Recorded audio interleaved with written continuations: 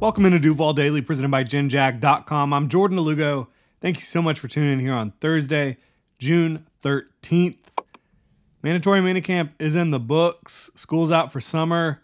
It is the dead period, officially the dead period, the time of the NFL calendar where there is literally nothing going on. You don't have the draft to look forward to, no free agency upcoming, although teams can sign some guys during this time period in between mandatory minicamp and training camp.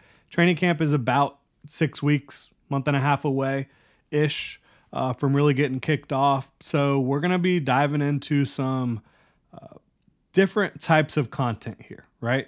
We're going to be taking a look at what the Jaguars have done over the last couple years as an organization. And today we're starting with, is Trent Baalke good at the NFL draft? Does he know what he's doing? Has he done a good enough job building this Jaguars football team through the draft? Because this is a team that wants to be draft and develop. Yes, every couple years, they're going to have free agency classes where they're able to make some big swings. Shad Khan makes sure of that. But we're going to dive into it here. Is Trent Baalke good at drafting?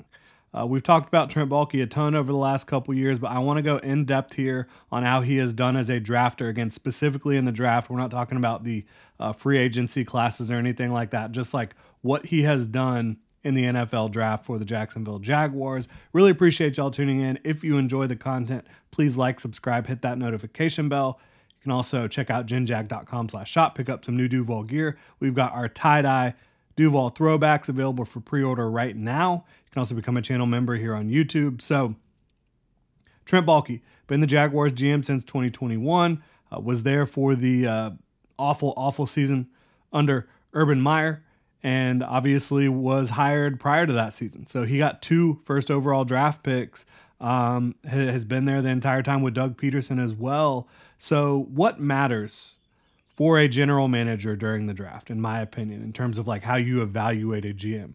To me, there's 2 big things. His talent evaluation, like are talented players being added to the roster? And then roster construction, right?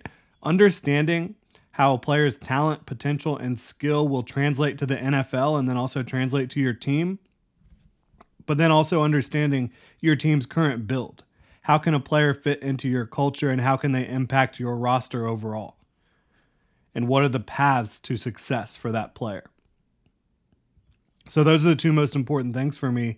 Like generally speaking, when you're looking at these players round by round by round, you want a first round pick or a second round pick to be a long-term high impact starter, bottom line. I think third rounders should either be quality starters or key rotational players. That should be the goal. Fourth rounders should have a chance to be a quality starter or key depth piece. And then beyond round 4, to me, there are a lot of different ways that a player can present value. It's kind of difficult to really judge too harshly beyond that. So we're going to go through Trent Baalke's draft history with the Jaguars specifically, talk about the picks a little bit. We're going to calculate hits, misses, and to be determined situations, right? You want hits in each of the first 4 rounds. I strongly believe that. Anything after that is bonus points, but you definitely want to get those hits. These core roster pieces, roster pillars, if you will, in the first 4 rounds. For me, hits, they have to be good, talented football players, and they also have to make sense in your current roster build. So we're going to go through it here. Trent Baalke's first draft for the Jacksonville Jaguars was 2021. First 4 rounds, Trevor Lawrence, Travis Etienne, both in the first, Tyson Campbell and Walker Little in the second, Andre Sisco in the third, Jay Tufele in the fourth, traded up for Jordan Smith, which was also in the 4th round. So that's your top 4 rounds there. I think when you talk about this draft, the hits, Trevor Lawrence, obviously, which he fell into that one. Trent Baalke didn't have to do anything to make that pick. Travis Etienne, I think that was a hit. A lot of people would argue against taking a running back in the 1st round. I generally agree with that, but it does depend on the talent level. And I did have Travis Etienne in the mid-20s in my personal rankings on my personal board that year. He's a guy that has a dynamic skill set. So I think that was a strong hit for Trent Baalke in the 20s. Tyson Campbell, I think, was a hit, even though Injuries have marred what you've seen a little bit throughout his career, but when he's been playing with confidence at his best, Tyson Campbell has been a really good young corner. Andre Sisco was a clear hit in the 3rd round. That was kind of the Baalke special, a guy that was coming off injury that he was able to get some value on, and he's been a playmaking safety for the Jaguars. And then I count right now Walker Little as a hit. What happens with Walker Little over the next couple years is going to be a determining factor there as to whether or not he was a hit, because the bottom line is, even though he hasn't had any path to the starting lineup, being a starter at the beginning of the season in terms of the depth chart, he is a starting caliber tackle. And when he has had to start at tackle, he's been good. Like down the stretch in 2022, which was his 2nd year in the league, he was the tackle for the Jaguars when they went on that run, and he was the tackle for the Jaguars in the playoffs. And he had a great game against Khalil Mack and Joey Bosa in the wild card round. Helped the Jaguars win that football game in a big way. So he gets a lot of credit for that in my book. And then he had to start the 2023 season in the starting lineup with Cam Robinson on suspension, and he played his ass off at left tackle in my opinion there.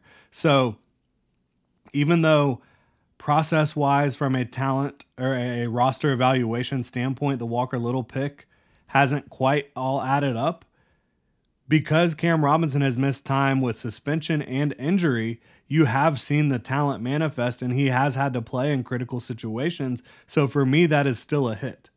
What happens moving forward could change that. So it could be a to be determined, but because you've seen him play enough snaps, because he started enough games, I have it as a hit. That's just kind of how I view it, even if the, again, construction of the roster standpoint doesn't add up all that much with the pick there. And then the misses, Jay Tufele, talent-wise, to me, that was a hit in the 4th round, because he's still on a roster. He's still on the Cincinnati Bengals as a depth player. I think he's a talented interior defensive lineman. Doesn't have a complete skill set, doesn't have the best length or athleticism overall, but I think he's a good player. And the reason it's a miss is because the Jaguars cut him a year after drafting him.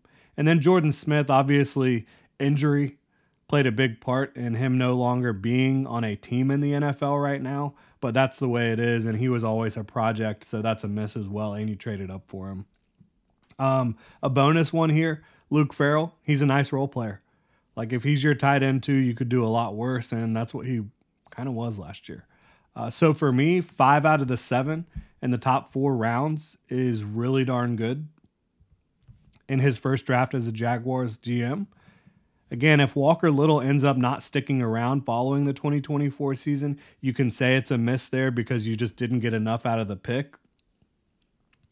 But from a talent standpoint, Walker Little has it.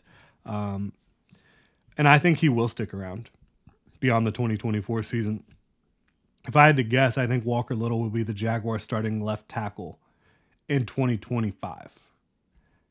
To be determined, but that's kind of my crystal ball prediction there. But still, again, 5 out of 7 is very good in his first draft. Now, a lot of folks do say that was an Urban Meyer draft, not a Trent Baalke draft. But I don't think Trent Baalke's taking those players if he doesn't agree to some extent. So overall, 2021 was fantastic, and that's the only draft class that we have now seen over 3 seasons. And to me, you have to wait 3 seasons to really judge a player and to judge a class. It can take a while to hit in the NFL. It can take a while to find your stride, to hit your stride. 2022 class. We have seen 2 seasons of these players. Trayvon Walker and trade up for Devin Lloyd. Those are your 2 first-round picks. You don't have a second-round pick because of the trade up for Lloyd. Luke Fortner, Chad Muma, both in the 3rd round. Those are your top 4 rounds of that class. So the hits, to me, Trayvon Walker and Devin Lloyd, I think are definitely hits. Again, too early to necessarily say. But while I wouldn't have picked Trayvon Walker if I was making the decision, I think you can look back now and say he has made enough strides because he was always a project pick. That's what he was. He was a good run defender who had the unbelievable traits, upside, to be a very impressive pass rusher. He did hit 10 sacks last year. You're seeing the development. I think that Trayvon Walker, while he can still improve his consistency as a pass rusher and consistency overall, is trending in the right direction in a big way. And I think Devin Lloyd is too. I mean, you see him this offseason. This is a guy that's already had a lot of ball production, getting his hands on the football, whether it's interceptions, fumble recoveries. He's been a good run defender. I think that there's been ups and downs as a coverage player. But Devin Lloyd is certainly moving in the right direction. I think off-ball linebacker is one of the hardest positions to transition from college to the NFL. I think that Devin Lloyd, with the trajectory that he is on, is going to be a big hit for the Jaguars. And then the misses, I think you can, even though it's early and these players could do things that we haven't seen yet, they could progress. I think Luke Fortner was a miss in the third round. And I think Chad Muma was a miss in the third round, not necessarily because of the talent, but because of the roster construction of it all, right? The overspending on linebackers. I think drafting a linebacker in the third round after you went and paid a linebacker big money and then traded up for a linebacker in the first round, that same draft, kind of crazy. Luke Fortner, he just doesn't look like he's good enough at this point. I thought his college tape was good. I liked him coming out. He was an older prospect, and his strength wasn't good enough. Unlike Tyler Shatley, his strength was not his strength, right? So I think that Luke Fortner will have a chance to have some staying power in the league, but I don't think he's probably going to get another opportunity to start at center. I really don't. In terms of going into a season as a starter, right? And then the bonus one, I think Buster Brown, getting him in the 7th round, clearly he has exceeded that expectation so far. He's had to start, he's had to play games, struggled his rookie year, played much better last year, and I think he looks even better so far throughout this offseason. Out there on the practice field, a lot more confident. He's using his length, his strength, and his experience out there to play some pretty good football. So you're 2 of 4, though, with those top 4 round picks in 2022, in my opinion, with hits on Trayvon Walker and Devin Lloyd, misses on Luke Fortner and Chad Muma. You did get that one bonus in Buster Brown. Gregory Jr. could end up being a bonus. Not sure how that will play out. But the way it's looking, after having added Darnell Savage and Jarian Jones, both who are going to be playing nickel, I don't really see how Gregory Jr. ends up being that from a roster construction standpoint at the very least. 2023, Anton Harrison, 1st round pick. Brenton Strange, 2nd round. Tank Bigsby, 3rd round. Ventrell Miller and Tyler Lacey in the 4th round. So I think the hit, Anton Harrison, is the only clear hit after one season. And again, it's way too early to judge a draft class. You can judge the decision-making of the general manager throughout the draft, but it's way too early to judge the talent and overall NFL impact that these players will have. But Anton Harrison is the only clear hit. Started every game as a right tackle for the Jaguars after playing left tackle at Oklahoma. Did it despite having a shoulder injury. Was excellent in pass protection despite going against some absolute beasts in the NFL in his rookie year. So Anton Harrison is a massive hit. And he traded down to land him. It's too early to call anyone a straight-up miss. But it's TBD on Tank Bigsby, Ventrell Miller, Brenton Strange, and Tyler Lacey. I think you can criticize each one of those picks from a roster construction standpoint. Roster building, team building. You're drafting Tank Bigsby in the 3rd round, day 2 of the draft. That's a valuable pick when you already have your clear workhorse back. You're drafting Ventrell Miller when you already have a stable of off-ball linebackers, and they wanted to trade up for Ventrell Miller. They tried to trade up for Ventrell Miller. And then Brenton Strange, I think it was a little early for him. I said that at the time, and I think that you had an opportunity to go get players that would make a more immediate impact and probably a little bit more talented overall. But those guys are all TBD. It's too early to say. I think your bonus hits that you do have, Antonio Johnson and Parker Washington, I think, were clearly good values for where you got them. Antonio Johnson is going to be a starter for the Jaguars. Parker Washington has the talent to be a very good role-playing rotational depth receiver and potentially a starting slot down the road. Cooper Hodges, I think, will be a hit. The Jaguars like him a lot. They converted him from a tackle to now an interior offensive lineman, and a guy that missed last year due to injury. But I think that that's trending in the right direction. So 2023 is very much to be determined, but the second rounder hurts. Maybe some of that day 3 work helps. And that is one of the benefits of going into a draft with a lot of extra draft capital. If you're able to make some hits on day 3, you can make up for maybe swinging and missing earlier. I think that's possible that's how that plays out for the 2023 draft. 2024, Brian Thomas Jr., Mason Smith, Jarian Jones, Javon Foster, Jordan Jefferson. We just simply don't know about any of these guys yet, but I'd wager that I think at least 3 of those 5 will hit from the first 4 rounds there. And then you had a bunch of picks after that I think could hit. Cam Little, Keelan Robinson, DeAndre Prince has a chance. So there's some guys. I mean, it'd be amazing if Miles Cole ends up hitting. But to me, 3 of those 5 guys will probably hit. It's just too early to say. But I think Brian Thomas Jr. is too talented and in too good of a situation to not hit at some level. Jarian Jones seems like an absolute baller based on what you saw from him at Florida State and so far here in Jacksonville. Javon Foster looks like a good depth tackle. Then you have your 2 LSU defensive tackles who have talent to hit, but it's TBD for all these guys at this point. So after 4 years, what's funny is it's honestly still too early to completely evaluate his ability as a drafter and team builder, but that is the objective of the video here today, right?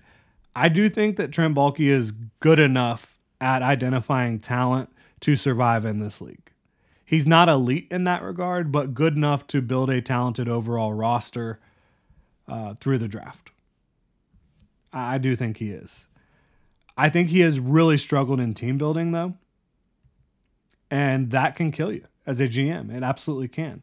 Like taking a tackle, offensive tackle, in Walker Little in the second round that does not have a real shot at starting until after his rookie deal ends because of other decisions you make. That's tough to stomach. Taking an off-ball linebacker in Chad Muma in the third round after trading up for one and paying another one, that's tough to stomach.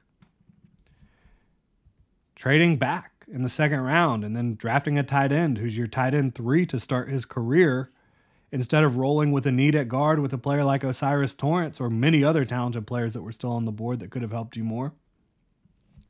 Tough to stomach. Taking a running back in the third round when you have a clear starter, a workhorse guy who you already spent a first-round pick on, that's tough. To me, those were all clear misses the moment they happened, even if the talent is good. Like, I think Tank Bigsby is a good player. I think Britton Strange has a chance to be a decent tight end. But those were roster construction misses.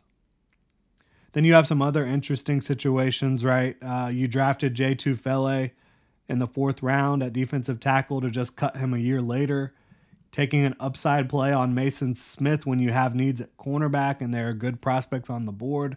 That was very bold by Trent Baalke. Taking a backup nose in the 4th round, Jordan Jefferson, when there are a lot of good prospects that could probably impact your team more in 2024. When you could have probably drafted Jordan Jefferson a couple rounds later. Trading up for a project edge in the 4th round is bold. 2021, Jordan Smith, right? Taking Ventrell Miller in the 4th round to be your 4th or 5th off-ball linebacker and a guy who they knew was injured, and they tried to trade up for him. My goodness. Interesting. So is Trent Baalke good at drafting? I think his eye for talent is good enough. I think his best draft was 2021. mostly through that first 3 rounds of 2021. But his team building decisions, his roster construction decisions in the draft have sucked in a variety of ways. Again, I think his 2021 draft class, which some don't want to give him credit for, I will give him credit for it, and his 2022 free agent class are the foundation of this team. 2022 free agents, a lot of guys that are, absolutely crushing it for this team from the 2022 free agent class. Foye Oluokun, Christian Kirk. Obviously, you have several other big-time stars. I mean, Darius Williams was a big hit, even though they decided to move on from him this year. You have a couple other guys that are making big impacts for the Jaguars. Evan Ingram from 2022. So I think that those two periods of talent acquisition have really set this foundation of the team. And then Trevor Lawrence and Doug Peterson are the twin pillars this team is built on. Do I think that Trent Baalke is good at drafting? No, not really. Not compared to other good organizations, other good GMs in the league who know how to identify talent and how to build a complementary roster. To me, his greatest achievements were luck. He lucked into Trevor Lawrence. He lucked into Doug Peterson. And I think another big thing is going to be having Ryan Nielsen on this staff. Again, I do give him credit for his last 2 first-round situations, trading back, landing good football players that are going to make an impact. Very savvy. Some of the talent evaluation has been very good, but too many baffling decisions after round 1 to get fired up about this guy. It is still too early to judge 2022, 2023, and 2024 completely, but you want to give a draft class 3 seasons to really mature. But I still think it's easy to sit here and look at in the moment evaluation of what Trent Baalke has done in the draft beyond round 1 and say that there have been some obvious whiffs, questionable decisions. It is very possible that we're sitting here in a year or two saying that he did a great job in the first round of 2022 with Trayvon Walker and Devin Lloyd, and he's hit on a lot of these other guys the last couple years. But at this point, we don't really know the answer to that. But I will continue to say I think that his team building, his roster construction, his mind for that leaves a lot to be desired. So that's kind of how I view it with Trent Baalke. There's a long one here. Hope you guys enjoyed it. Hopefully it was informative for y'all. Would love to know what you think about what Trent Baalke has done in the draft for the Jaguars. Over the last 4 drafts. You can drop your thoughts in the comment section below. If you enjoy the content, please like, subscribe, hit that notification bell. You can also check out genjag.com/shop. Pick up some new Duval gear. Y'all have a good one.